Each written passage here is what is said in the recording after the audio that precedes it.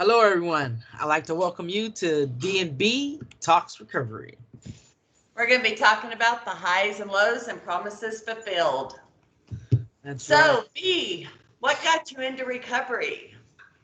What got me into recovery? First of all, my name is B. My sobriety date is August 30th of 2011. What got me into recovery? It's been a journey. Not a destination. Not a destination.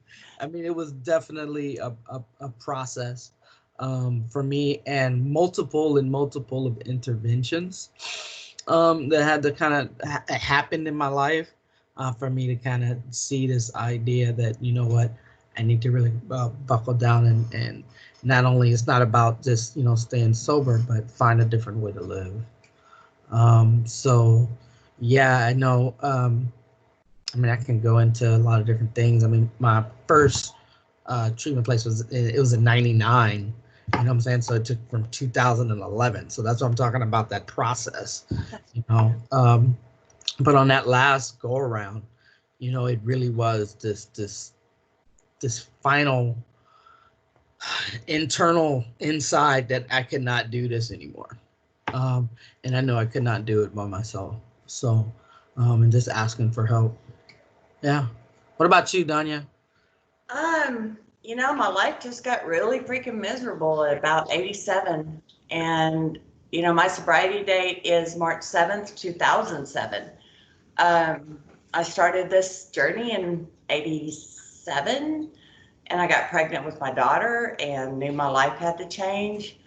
Started out in Hobbs, New Mexico, and it was just crazy. I started looking into how do I get sober? How do I stop using? How do I stop drinking?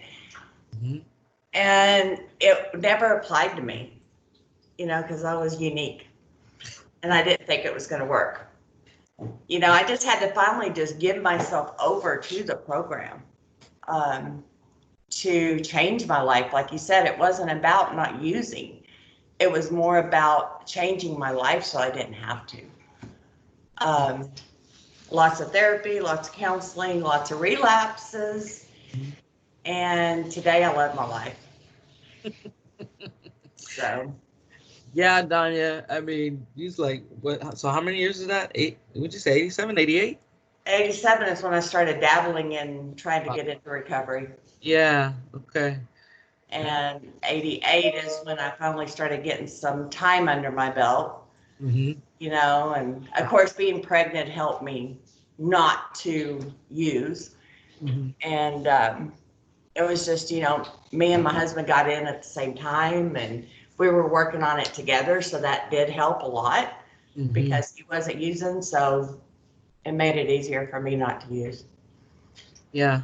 Yeah.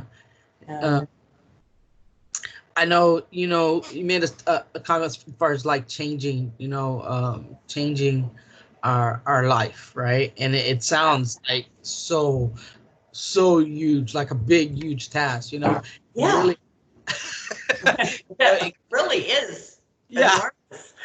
When you think about it. Yeah, right. When you think about it, okay, in the big picture. Yeah. I know, like for me, like it was like little things on a daily, Right.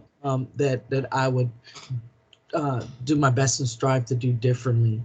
Like going to meetings. Yeah. It's simple. You go for an hour. But it seems so hard at the time. Yeah. And I think those are those first steps that you take. Mm-hmm. Yeah. Going to those meetings. I sit down and actually like listening. Yeah. Set your butt in that chair and listen. Yeah. And then engaging, I know for me, asking questions, I really started to become curious, about how are these people happy? How are they happy? How are they smiling? And they're not, utilizing any type of substances. I couldn't fathom it. No. So and I think I cried the first week. The first week. Yeah, if not longer. It is, right, because I mean, we really, it's like it's a separation, right, from Yeah. something that whether if you've been doing it for a long time or you've been doing for not, but I mean, I it can get to that point where you get depressed, like, Oh, it was a loss. And yeah. I was giving up my best friend. Well, honestly, I mean, that was the one who that meth got me through life. Yeah. That's what I depended on to make myself quote normal. Hmm. And I Yeah. didn't have that no more. And that was a grief process. There you go. That's all right. You know, It's a grief process. Um, and it's so crazy, right? That the one thing that was getting me through life became that one major thing that was destroying my life. exactly. It's like, why are you hanging on to something that is destroying you? Yeah. Yeah. That is all I knew. You Right. know, Right. Right. and it's Uh, so different today. The first couple of weeks was horrible. hmm. It was grab the table and grin and bear it, and you're not going to use kind of thing. Hmm. Call a counselor, or call somebody in the program and Hmm. talk to them. I can't do this no more. And they would talk us through it. Yeah. You know? Yeah. Definitely. Talking about it really, really helped, especially with those people who understood. Like, I couldn't. It was difficult for me to talk to it with my mom or my dad. You know what I'm Right. saying? Because they're like, "Well, what do you mean? You want to get high?" And it's like, "No, that's not it. It's not that I want to get high. It's just that this is what's on my mind." Yeah, you got to have that support of somebody who's been there. You know, Yeah. Yeah, without freaking them out too much. right. Another thing too, I know that helped me. I was in a treatment, during my first 2 weeks, but I did started to exercise. You know what I'm saying? And help. That helped get my blood going, and physically just moving. You Yeah, know. you Um, have to. yeah. Or you're Yeah. going to sit and be miserable all day. Yeah. We don't want to be miserable. I stay really busy. Mhm. The walking, I just had to stay really busy. Yeah, and I think a lot of it too for me was like because I didn't know what I could do or what I liked Hmm. anymore. I Yeah. I was high, Yeah. so a lot of that exploring, right, and trying, different things sober, and it felt like a lot of things kind of felt brand new, and I realized the things that I started to enjoy, Yeah. which was cool, you know. I mean, I didn't know myself. I had to figure out who I was, period. Hmm. That took a while Yeah. to figure out, who I actually was without the drugs and alcohol, Right. you know, because that was something I hid behind. And just staying busy, talking to people, going to meetings, Hmm. driving the counselors up the wall because I was constantly calling and I was constantly at their office. I was hanging out. I was playing pool, just Yeah. somebody save me. you know? Yeah. And one thing that with